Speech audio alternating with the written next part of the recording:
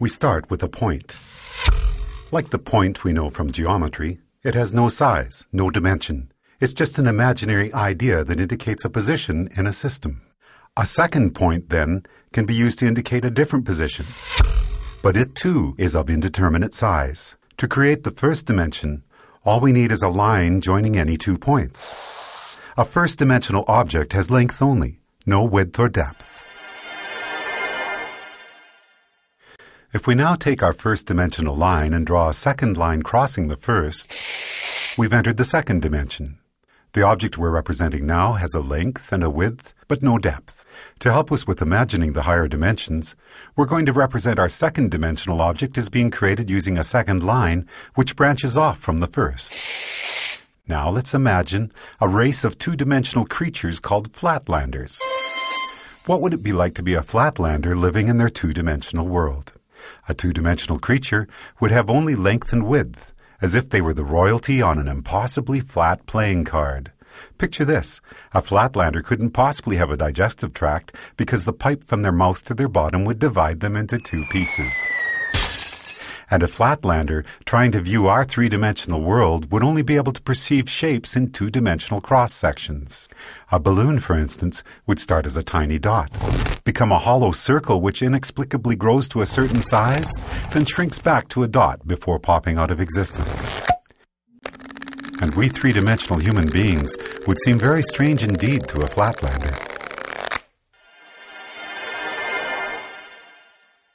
Imagining the third dimension is the easiest for us because every moment of our lives, that's what we're in. A 3-dimensional object has length, width, and height. But here's another way to describe the third dimension. If we imagine an ant walking across a newspaper which is lying on a table, we can pretend that the ant is a flatlander walking along on a flat 2-dimensional newspaper world. If that paper is now folded in the middle, we create a way for our flatlander ant to magically disappear from one position in his 2-dimensional world and be instantly transported to another.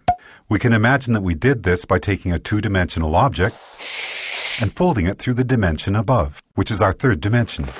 Once again, it'll be more convenient for us as we imagine the higher dimensions if we can think of the third dimension in this way. The third dimension is what you fold through to jump from one point to another in the dimension below. Okay, the first 3 dimensions can be described with these words: length, width, and depth. What word can we assign to the fourth dimension? One answer would be duration. If we think of ourselves as we were 1 minute ago, and then imagine ourselves as we are at this moment, the line we could draw from the 1 minute ago version to the right now version would be a line in the fourth dimension. If you were to see your body in the fourth dimension, you'd be like a long undulating snake, with your embryonic self at one end and your deceased self at the other. But because we live from moment to moment in the third dimension, we're like our second-dimensional flatlanders. Just like that flatlander who could only see 2-dimensional cross-sections of objects from the dimension above, we, as 3-dimensional creatures, can only see 3-dimensional cross-sections of our fourth-dimensional self.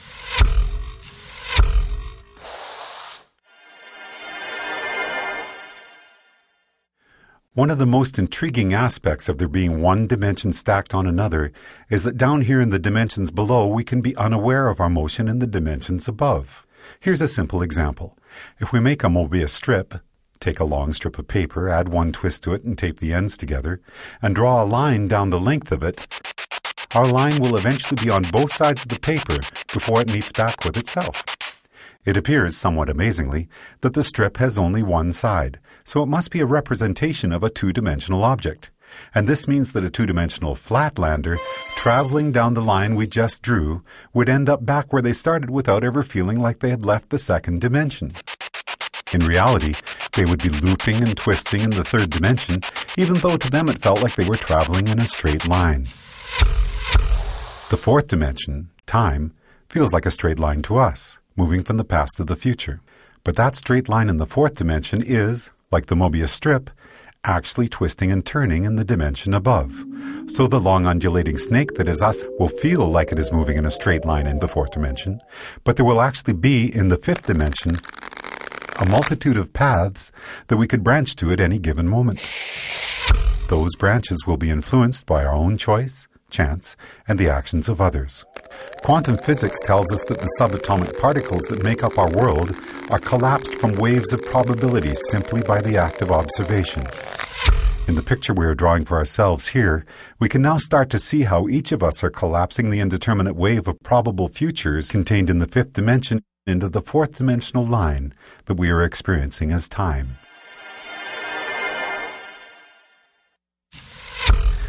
What if you wanted to go back into your own childhood and visit yourself? We can imagine folding the fourth dimension through the fifth, jumping back through time and space to get there. But what if you wanted to get to the world where, for example, you had created a great invention as a child that by now had made you famous and rich?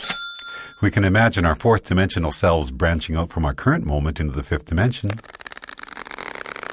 But no matter where you go from here, the great child inventor timeline is not one of the available options in your current version of time.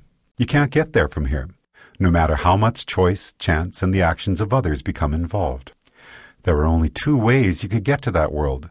One would be to travel back in time, somehow trigger the events that caused you to come up with your invention, then travel forward in the fifth dimension to see one of the possible new worlds that might have resulted. But that would be taking the long way. The shortcut we could take would involve us folding the fifth dimension through the sixth dimension, which allows us to instantly jump from our current position to a different fifth dimensional line. In our description of the fourth dimension, we imagine taking the dimension below and conceiving of it as a single point. The fourth dimension is a line which can join the universe as it was 1 minute ago to the universe as it is right now. Or, in the biggest picture possible, we could say that the fourth dimension is a line which joins the Big Bang to one of the possible endings of our universe. Now, as we enter the seventh dimension, we're about to imagine a line which treats the entire sixth dimension as if it were a single point. To do that, we have to imagine all the possible timelines, which could have started from our Big Bang, joined to all the possible endings for our universe, a concept which we often refer to as infinity, and treat them all as a single point. So for us, a point in the seventh dimension would be infinity. All possible timelines, which could have or will have occurred from our Big Bang. When we describe infinity as being a point in the seventh dimension, we're only imagining part of the picture. If we're drawing a seventh dimensional line, we need to be able to imagine what a different point in the seventh dimension is going to be, because that's what our line is going to be joined to. But how can there be anything more than infinity? The answer is, there can be other completely different infinities created through initial conditions which are different from our own Big Bang. Different initial conditions will create different universes, where the basic physical laws such as gravity or the speed of light are not the same as ours. And the resulting branching timelines from that universe's beginning to all its possible endings will create an infinity which is completely separate from the one which is associated with our own universe.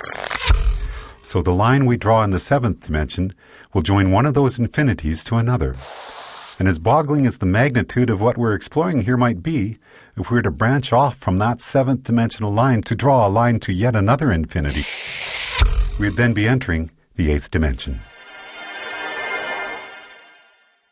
As we've explored already, we can jump from one point in any dimension to another simply by folding it through the dimension above.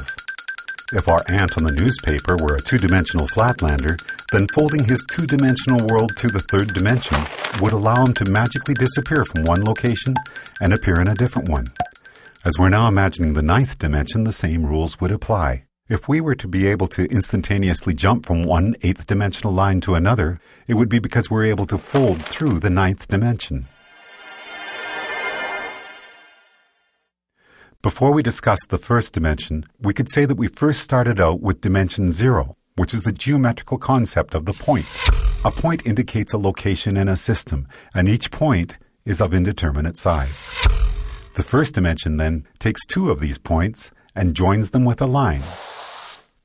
When we imagined the fourth dimension, it was as if we were treating the entirety of three-dimensional space in a particular state as a single point, and drawing a fourth-dimensional line to another point, representing space as it is in a different state. We often refer to the line we have just drawn as time. Then, in the 7th dimension, we treated all of the possible timelines which could be generated from our Big Bang as if this were a single point, and imagine drawing a line to a point representing all the possible timelines for a completely different universe. Now, as we enter the 10th dimension, we have to imagine all the possible branches for all the possible timelines of all the possible universes and treat that as a single point in the 10th dimension. So far, so good. But this is where we hit a roadblock. If we're going to imagine the 10th dimension as continuing the cycle and being a line, then we're going to have to imagine a different point that we can draw that line to. But there's no place left to go. By the time we have imagined all possible timelines for all possible universes as being a single point in the 10th dimension, it appears that our journey is done.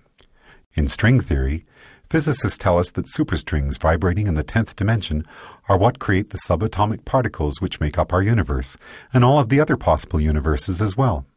In other words, all possibilities are contained within the 10th dimension, which would appear to be the concept we have just built for ourselves, as we imagined the 10 dimensions built one upon another.